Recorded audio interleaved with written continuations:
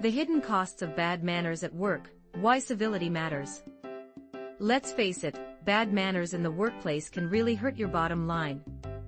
It's not just an old-fashioned saying, it's a reality that businesses and organizations need to pay attention to.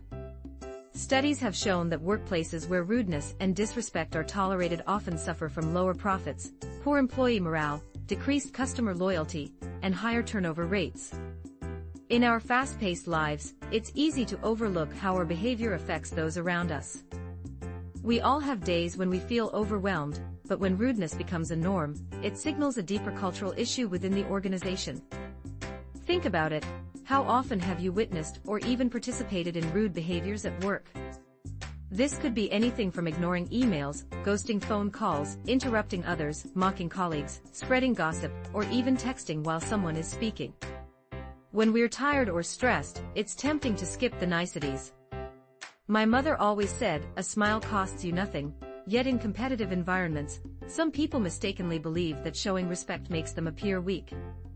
Others cling to the misguided notion that belittling others somehow elevates their own status. Christine Porath, a leading researcher in leadership, emphasizes that incivility is a bug, it's contagious, and we become carriers of it just by being around it. The impact of rudeness goes beyond just making the workplace uncomfortable. It can significantly impair our ability to think clearly and respond effectively. Porath's research indicates that if you're on the receiving end of incivility, your mental performance takes a hit. Surprisingly, even those who merely witness rude behavior experience a temporary decline in cognitive function. People who see or hear rude comments are 5 times more likely to miss important information afterward, Porath explains. They take longer to make decisions and make more mistakes because their attention is compromised. So, what happens to our brains when we encounter social aggression? As social beings, we are naturally attuned to threats in our environment. While our ancestors worried about predators, today's threats often come in the form of rude comments or social slights.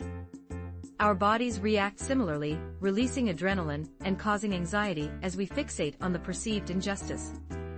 This unnecessary stress not only affects our mental well-being, but also erodes trust and productivity in the workplace. How can anyone concentrate when they fear a colleague might verbally attack them or humiliate them in front of others? Left unchecked, incivility can escalate to physical aggression and violence. A workplace lacking psychological safety stifles creativity and innovation, leading to underperforming teams and higher turnover rates. When fear is present, it's hard to see the bigger picture. Customers, external consultants, and suppliers can easily sense an unhappy workplace. If you're dodging emails and avoiding meetings, it signals a toxic culture where decision-making is discouraged. This doesn't inspire confidence in your brand and can damage long-term customer relationships. Think about how many times you've avoided a restaurant or store because of poor service or rude staff. Just one bad experience can lead to lost business. The costs of a culture of incivility are staggering. Businesses face risks like lawsuits, absenteeism, and the time spent managing complaints. According to the Harvard Business Review, managers at Fortune 1000 companies in the U.S. spend about 13% of their time dealing with the fallout from incivility. Employees in disrespectful environments are also less motivated.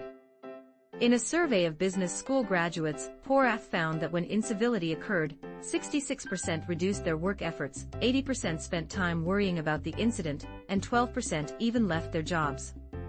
Cisco, after analyzing their own data, estimated that incivility was costing them a staggering $12 million a year. So, how much is this behavior costing you in terms of your mental well-being and your company's profits?